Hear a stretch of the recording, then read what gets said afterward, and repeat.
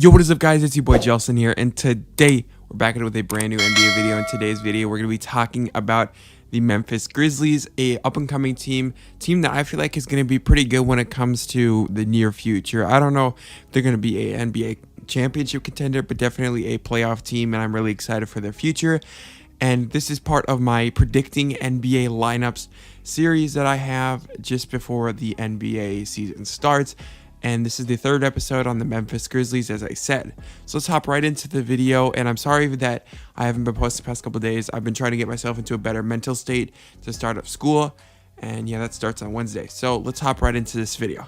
To start off with the first team here, at your starting point guard, we got Ja Morant, which, you know, everybody probably predicted. And if you didn't, I don't know what you're on, unless you're from like the 1990s and you haven't paid attention to basketball since then.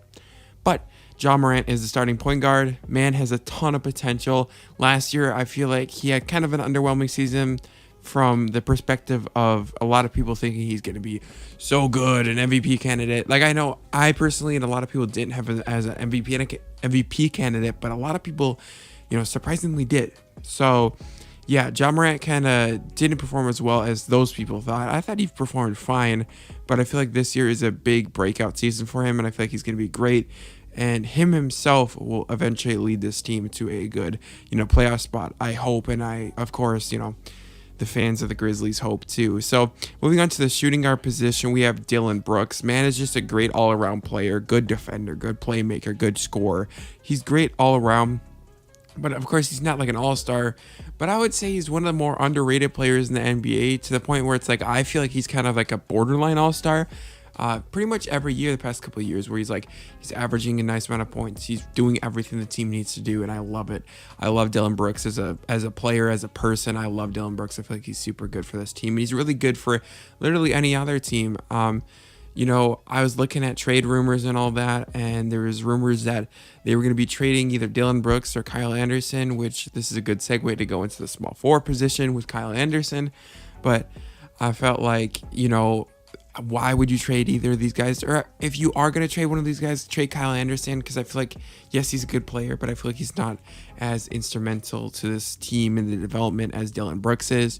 So I feel like if you're going to have to trade one of those players, you trade Kyle Anderson. But, you know, that's your starting small forward right there, Kyle Anderson. So either way you put it, it's still a blow to the team in their starting lineup. Like, unless you get a better player, which I don't see happening, unless you're giving up like draft capital, which once again, I don't see happening. So, I mean, Kyle Anderson is a good player, so don't get me wrong. Like, I'm not trying to say, oh, trade Kyle Anderson. No, if you're having to choose between one of those two players and you have to trade someone, you trade Kyle Anderson. That's just how it is. But I really do like Kyle Anderson. I feel like he brings a lot to this team that a lot of people kind of underrate. I feel like he's going to be a good player for this team. So now let's go to this starting power forward position. We have Jaren Jackson Jr., a guy that has a ton of potential, an absolute load of potential.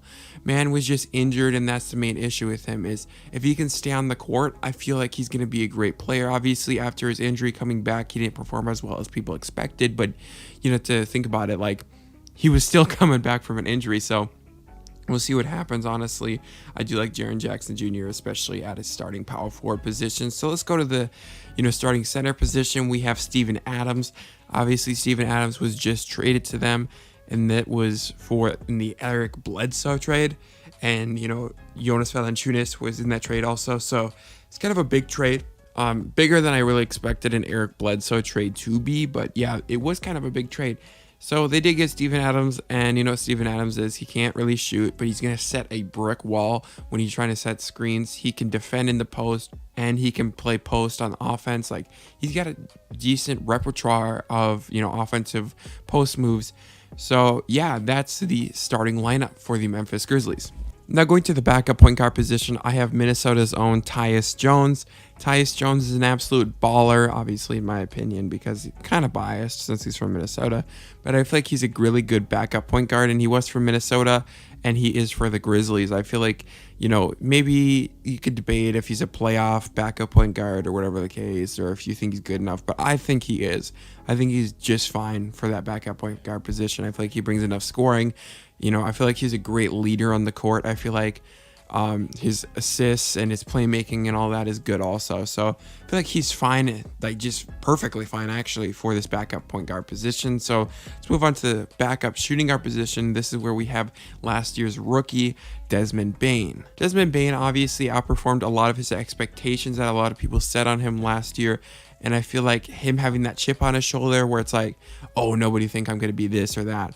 He's like, yeah, let me come out there and show what I'm about. And he's a really good shooter. And I really do like Desmond Bane, and he can only get better. I feel like he's going to be able to provide on both sides of the court in the near future. And I feel like he's going to be an essential piece to this offense and this entire team in the coming future, unless they trade him, which I don't see happening. And if they do, I'd be like, what? Why are you doing this?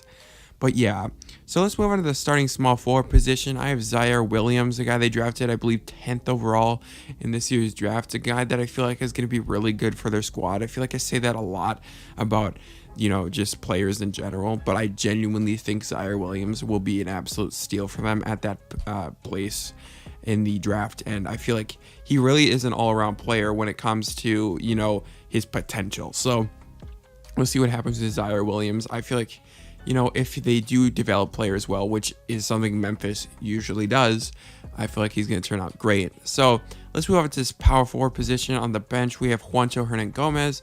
This might be a little bit of a surprise here, but they just traded for Juancho and Jarrett Culver, and I feel like Juancho is going to be that backup power forward position, and there's nothing much to say. I'm a Timberwolves fan.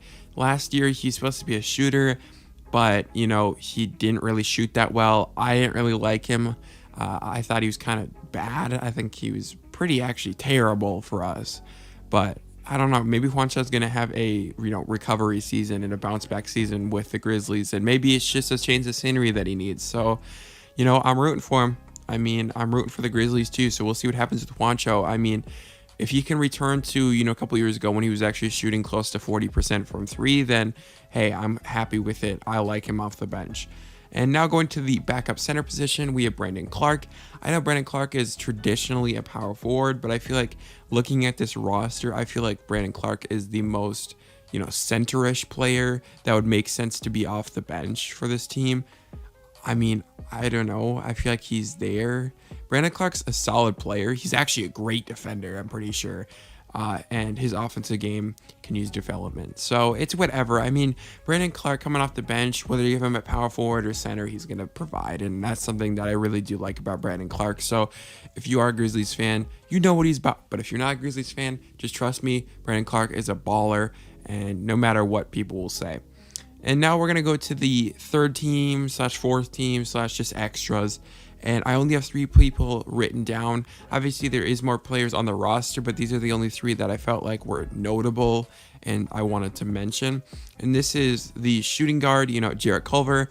I feel like he didn't quite crack that, second team because you do have Desmond Bane and you also have Ziaire Williams. And yeah, I mean, Jarrett Culver, a young prospect, but why would you take out Desmond Bane or Ziaire Williams to put in, Jarrett Culver, considering Desmond and Ziaire are both younger, I'm pretty sure, than Jarrett Culver and have more potential in my personal opinion.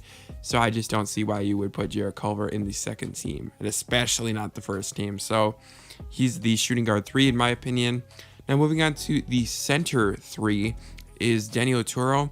Obviously, as a Minnesota fan, loved him at the University of Minnesota. I feel like he's a solid player. I think he can be developed in this system, and I feel like he can become a rotational piece. And I really do like for Daniel specifically, I feel like he's, taking advantage of this position. At least he should. And, learn as much as he can behind these guys, and especially Steven Adams. I feel like Steven Adams can teach him a lot. Now, going to the shooting guard, in my opinion, 4 is DeAnthony Melton. This guy, he's just okay. Like, really, he's just meh at literally everything.